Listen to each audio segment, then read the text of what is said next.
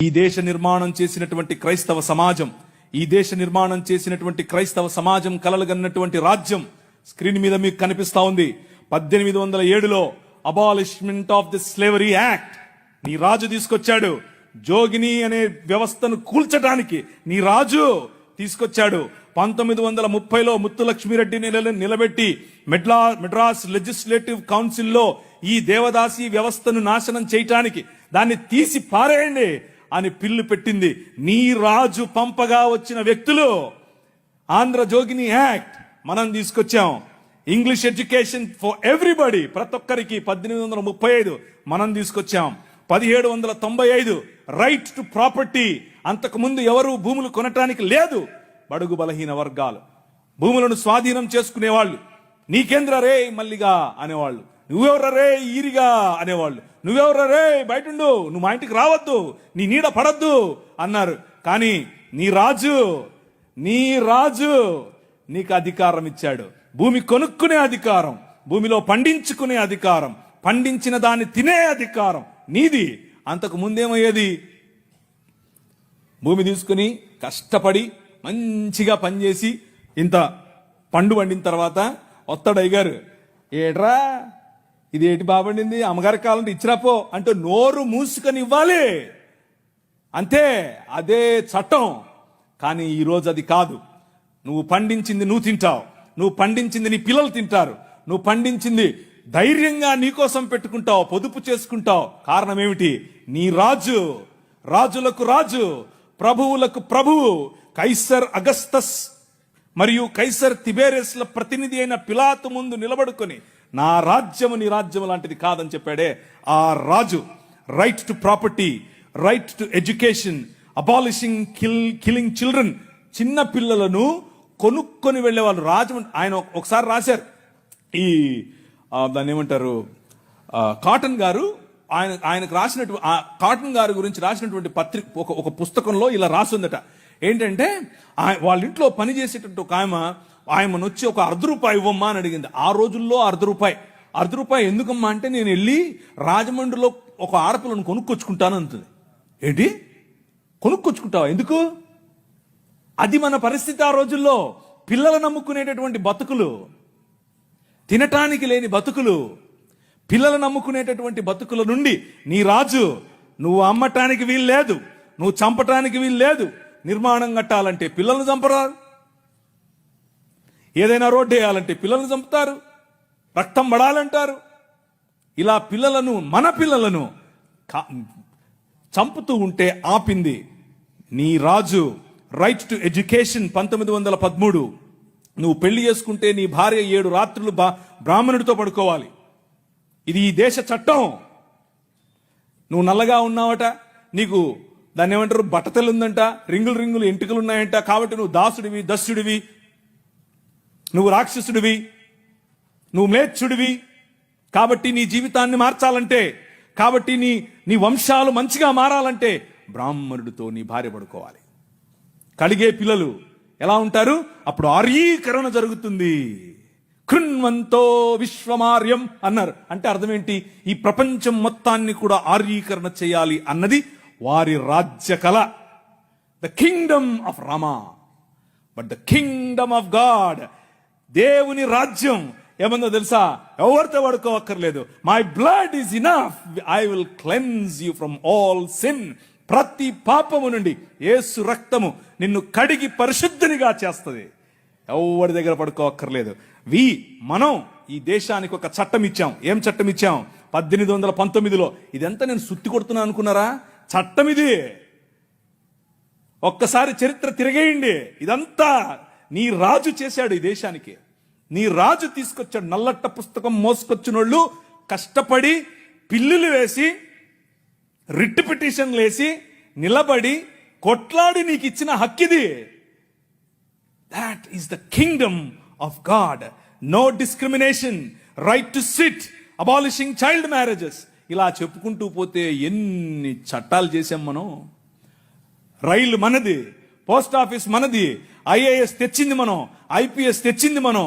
తెలుగు భాషను మ్లేచ్ఛ భాష అన్నారు. అరే ఏం భాష మాట్లాడుతున్నాడు మ్లేచ్ఛుడా అంటే తెలుగు భాషలో డిక్షనరీ, మొట్టమొదటి డిక్షనరీ మంది. మీ నాయన రాజు, ద కింగ్, మనమిచ్చాం. CP Brown, he was a missionary. ఆయన కలెక్టర్ మాత్రమే కాదు, మిషనరీ.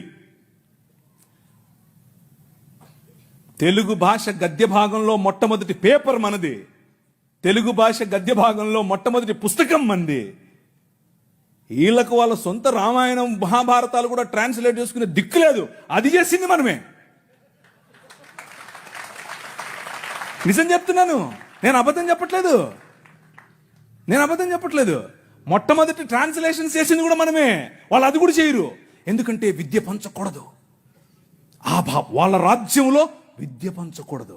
మన రాజ్యం అందరికీ విద్య, ప్రతి ఒక్కరూ చదవాలి. ఎందుకు? ఇదిగో నల్లట్ట పుస్తకం కూడా చదవాలి. అర్థమవుతుందా? నల్లట్ట పుస్తకం చదివితే దిమాగ్ ఖరాబ్ అవుతుంది, దిమాగ్ ఫిరాయిస్తుంది, మనిషి వెంటనే మనిషి అవుతాడు. ఈ రాజ్యం మనుషుల కోసం రాజ్యం. ఆ రాజ్యం తలకాయలో నుంచి వచ్చిన వాళ్ళకి మాత్రమే రాజ్యం, భుజాల్లో నుంచి వచ్చిన వాళ్ళకే రాజ్యం. ఈ రాజ్యం అందరి రాజ్యం, అందరికీ సుభిక్షత, అందరికీ పట్టభద్రత్వం. అలెగ్జాండర్ డఫ్ అనే ఒక ఆయన ఎంతమంది ఉన్నారు ఈ పేరు? ఒకరు, ఇద్దరు, ముగ్గురు, ఒక 10-15 ఉన్నాయి. మిగిలిన వాళ్ళు ఒక చెంచా నీళ్లు తీసుకొని దూకండి. అలెగ్జాండర్ అంటే పొరపాటున మీద గ్రీకు ఒక ఆయన వచ్చాడు గుర్రం వేసుకుని, ఆయన అనుకుంటారు కాదు, ఈయన వేరే. అలెగ్జాండర్ డఫ్. ఈయన రవి అస్తమించని బ్రిటిష్ సామ్రాజ్యం పైన ఇన్ఫ్లుయెన్స్ తీసుకొచ్చాడు. ఏం ఇన్ఫ్లుయెన్స్ తెలుసా? నా పిల్లలు చదవాలి, మా భారతీయ పిల్లలు చదువుకోవాలి. వీళ్ళు అన్నారు, ఎందుకు, మాకు అవసరం లేదు, మీ పాశ్చాత్య విద్యతో మేమేం చేస్తాం, మేము మంత్రాలు చదువుతాం. ఆయన అన్నాడు, మంత్రాలకు చింతకాయలు నైరాల్తా హై. అలెగ్జాండర్ డఫ్, నో, చదవాలి, మన పిల్లలు చదవాలి, ఆంగ్ల భాషలో చదవాలి, ప్రతి భాషలో చదవాలి, తెలుగులో చదవాలి, తమిళంలో చదవాలి, బెంగాలీ కావాలి, పుస్తకాల తర్వాత పుస్తకాలు, పుస్తకాల తర్వాత. ఈ అలెగ్జాండర్ డఫ్ యొక్క ఇన్ఫ్లుయెన్స్ కారణం చేత ఈశ్వరచంద్ర విద్యాసాగర్, అలాగే రాజా రామ్మోహన్ రాయ్ ఇలాంటి వాళ్ళు నిలబడి, ఎస్, మా పిల్లలు చదవాలి, మా పిల్లలు కూడా చదవాలి, మంత్రాలకు మేమేం చేసుకోవాలి, అవసరం లేదు, ఎల్లమ్మకు పుల్లమ్మకు పోయి మీరు చదువుకోండి అని యూనివర్సిటీస్ ఒకే సంవత్సరంలో అటువైపు మెడ్రాస్ యూనివర్సిటీ, ఇటువైపు బాంబే యూనివర్సిటీ, ఇటువైపు శ్రీరాంపూర్ యూనివర్సిటీగా ఈ రోజు ఏదైతే ఉందో బైబిల్ కాలేజ్ అనుకుంటున్నారో అది ఆ రోజు కల్కటా యూనివర్సిటీ. 3 యూనివర్సిటీలు స్థాపించటానికి వెనకుండి పనిచేసింది ఈ అలెగ్జాండర్ డఫ్. ఈయన ప్రభావం, ఈయన ఇన్ఫ్లుయెన్స్ కారణం చేత మెకాలే అనే ఒక వ్యక్తిని ఈ దేశానికి పంపించారు. పోయి చూసి రాపో బాబు, అసలు చదువు అవసరమా లేదా. ఆయన ఇచ్చినటువంటి నివేదిక, ఎస్, అందరూ చదవాలి. ఇంతమంది కూర్చొని ఉన్నారు, బైబిల్ సంకలో పెట్టుకుని ఓ వెళ్ళిపోతున్నారు, బాగుంది. కానీ ఏడి ఒక్క అలెగ్జాండర్ డఫ్? మీ ఊరి ఎమ్మెల్యేని ఇన్ఫ్లుయెన్స్ చేసే దమ్ముందా నీ దగ్గర? మీ ఊరి ఎంపీ దగ్గర నిలబడుకొని మాకు ఇది కావాలి అని అడిగే దమ్ముందా నీ దగ్గర? అలెగ్జాండర్ డఫ్ నీ కోసం కొన్ని 100 సంవత్సరాల క్రితం నీ పిల్లల కోసం ఆలోచించాడు. ఎలా కట్టాం మీ దేశాన్ని తెలుసా? దూరదృష్టి, దూరంచే యుద్ధవాసనను పసిగట్టడం. యోబు గ్రంథంలో రాసినట్టు, గుర్రమును చూచితివా, అది వాడి రౌతును తిరస్కరిస్తుంది, తలతలలాడు ఈటెలను మెలమెలలాడు ఆ బల్లెములను చూసినప్పుడు రా రా అని ఉద్దండ కోపముతో మిడతల వలె గంతులేసి ముందుకెళ్తుంది. యుద్ధం అంటే దానికి అంత ఇష్టం. ఏది, ఎక్కడున్నారు అలెగ్జాండర్ డఫ్లు? రైజ్ అప్, ఇంతవరకు పాట పాడారు, లే నిలబడు, లే నిలబడు. ఎప్పుడు నిలబడతావు ఇంక నువ్వు? నీ చరిత్ర. డాక్టర్ బాబాసాహెబ్ భీమ్రావ్ అంబేద్కర్ గారి మాట అన్నారు. ఆయన కూడా ఒక చోట నేర్చుకున్నదే, మనమే నేర్పాం. The king of this world నేర్పాడు. ఏమన్నారు తెలుసా? చరిత్ర, నీ చరిత్ర తెలుసుకోకపోతే నువ్వు చరిత్రలో లేకుండా పోతావు. ఇది నీ చరిత్ర. ఇది నువ్వు ఈ దేశానికి, ఈ దేశ నిర్మాణంలో నువ్వు సాధించినటువంటి చరిత్ర. డారా యాక్ట్ 1879. డారా అంటే డెక్కన్ అగ్రికల్చరల్ రిఫార్మ్స్ యాక్ట్ దాని పేరు. ఆ రోజుల్లో స్వరాజ్యం లోకమానుడు ఉన్నాడు కదా ఆయన అన్నాడు, ఏమన్నాడు, ఆయన ఎందుకు అంతటానికి, ఎవరికి? పేదలు, బడుగు, బలహీన వర్గాలు వెళ్ళి దాన్ని ఏమంటారు, దున్నుకుంటామయ్యా అంటే, సరే దా. అదేదో ఆ రోజుల్లో సినిమా వచ్చింది సబ్బు పౌడరు చూపించి వాళ్ళ దగ్గర భూములు తీసుకునేవాడు. ఆ టైప్ ఇడు. అలా చేస్తూ ఉంటే క్రైస్తవ మిషనరీలు అప్పుడున్నటువంటి డెక్కన్ ప్రాంతానికి రాజు అయినటువంటి హైదరాబాద్ హయాంలో వాళ్ళ దగ్గరికి వెళ్ళి ఇన్ఫ్లుయెన్స్ చేసి, నో అలా కాదు, అలా ఉండడానికి వీల్లేదు, దే ఆర్ పెసెంట్స్, వాళ్ళకి అంతంత వడ్డీకి రుణాలు ఇస్తే వాళ్ళు ఎట్లా కడతారు, వాళ్ళు ఎలాగూ కట్టలేరు, కాబట్టి డబ్బులేమో ఇచ్చేసి వాళ్ళు కట్టలేని పక్షంలో వాళ్ళ భూములు తీసుకోవటం ఏంటిది? This is not righteousness, this is not right. అది న్యాయం కాదు. ఆయన భుజముల మీద రాజ్యభారముండును. ఆయన భుజములు ఎక్కడ? ఫ్రిడ్జ్లో పెట్టొచ్చుంటాడా? నువ్వే. This is his body. ఇది ఆయన శరీరం, ఆయన భుజములు ఇక్కడే ఉన్నాయి. ఆ రోజు వాళ్ళు గుర్తించారు, అది నా బాధ్యత అని గుర్తించి వాళ్ళకి 25 పైసల కంటే ఎక్కువ వడ్డీకి రుణం ఇవ్వటానికి వీల్లేదు అని యాక్ట్ చేశారు. ఈ రోజు కూడా అది అలాగే అమల్లో ఉంది. That is your king. నీ రాజు అది.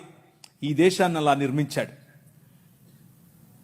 శామ్ అగింబాటమ్ అనే ఒక ఆయన గ్రీన్ రెవల్యూషన్ ఈ దేశానికి తీసుకొచ్చాడు. ఓ ఆవులు, మేము దాన్ని నిమురుతాం, మేము దాన్ని పూస్తాం, మేము దాన్ని కడుగుతాం అనేవాళ్ళు. కొంతమంది సిమ్ కార్డు బాబాలు ఉన్నారు, ఈ మాటలే అంటుంటారు. వాళ్ళకి చేతకాల ఎట్లా ఆవులు పెంచాలి, ఎట్లా డైరీ ఫామ్ తీసుకురావాలి, ఎట్లా అగ్రికల్చర్ చేయాలి, మేము నిమురుతూ ఉంటాం, మాకు అదే కావాలన్నారు. కానీ ఏం చేయాల, చూస్తూ ఉన్నారు ఊరికే. కానీ శామ్ అగింబాటమ్ చూశాడు, ఊరికి నిమర్లా పనిచేశాడు. ఎందుకో తెలుసా? యువర్ కింగ్, నీ రాజు భావజాలం వేరు. ఊరికే దాన్ని పట్టుకోనేది కాదు ఆయన రాజ్యం. ఆయన రాజ్యం దాని ద్వారా అనేకులకు ఉపాధి, దాని ద్వారా అనేక కుటుంబాలు బాగుపడాలి, అనేక కుటుంబాలు నూతనపరచబడాలి. ఆయన 21వ అధ్యాయం ప్రకటన గ్రంథం 3, 4, 5 వచనాల్లో సింహాసనాసీనుడైన వాడు ఈ విధముగా సెలవిచ్చుచున్నాడు, ఇదిగో నేను సమస్తమును నూతనపరచుచున్నాను, క్రొత్త ఆకాశము క్రొత్త భూమిగా తయారు చేసేటటువంటి అగ్నిలో పుటము వేసి బయటకు తీసినట్లుగా ఈ ప్రపంచాన్ని పునరుత్థానము చెందించే పనిలో నన్ను వాడుకుంటున్నాడు. That is your king. ఆ రాజు వచ్చాడు, ఆ రాజు పని మొదలెట్టాడు. ఎలా మొదలెట్టాడు? ప్రతి సమాజాన్ని పట్టుకోవటం ద్వారా, ప్రతి ప్రభుత్వాన్ని ప్రభావితం చేయటం ద్వారా. ఆనాడు నిమ్రోదు సమయం మొదలుకొని ఈనాడు నరేంద్ర మోదీ గారి ప్రభుత్వం వరకు హీ ఈజ్ ద కింగ్. ఆయనే నడుపుతున్నాడు, ఆయనే చేస్తున్నాడు. మన జీవితాలను మరింత ప్రభావవంతమైనదిగా చేయటానికి ఈరోజు భారతదేశం అన్ని దేశాల కంటే రిలీజియస్ మైనారిటీస్ పైన ఒత్తిడి తీసుకొని రావటంలో, వారిని హింసించడంలో ప్రపంచంలో ర్యాంక్ నంబర్ 1 మనం. నంబర్ 1 ర్యాంక్ మొన్నే వచ్చింది. రిలీజియస్ మైనారిటీస్ అంటే మనలను హింసించటంలో భారతదేశం నంబర్ 1. పాకిస్తాన్ కాదు, ఆఫ్ఘనిస్తాన్ కాదు, సోమాలియా కాదు, ఎవరు కాదు, భారతదేశమే. చచ్చిపోయిన వాళ్ళను కూడా గుంత తవ్వి బయటకు తీస్తున్నారు ఛత్తీస్గఢ్లో. ఎందుకు చేస్తున్నారో తెలుసా? ఇదంతా భయం. ఏంటా భయం? వీళ్ళందరినీ మనుషులు చేస్తున్నారు, వీళ్ళందరూ సమానం అంటున్నారు. మతం మనుష్యత్వం ఎదుట నిలబడలేదు, భయం దానికి. మతానికి నిజమైన మనిషిని చూస్తే భయం. నిజమైన మనుష్యులను తయారు చేసేటటువంటి దేవుని రాజ్యం, నిజమైన మనుష్యత్వాన్ని ఈ ప్రపంచంలో వెలుగుగా ప్రకాశింప చేయటానికి పిలువబడినటువంటి దేవుని రాజ్యం. ఆ రాజ్యం నిలబడాలి, ఆ రాజ్యం పోరాడాలి, ఆ రాజ్యం భయంకరమైనటువంటి ఈ ఒడుదుడుకులలో కూడా నిలబడాలి. అలా నిలబడటానికి మీరు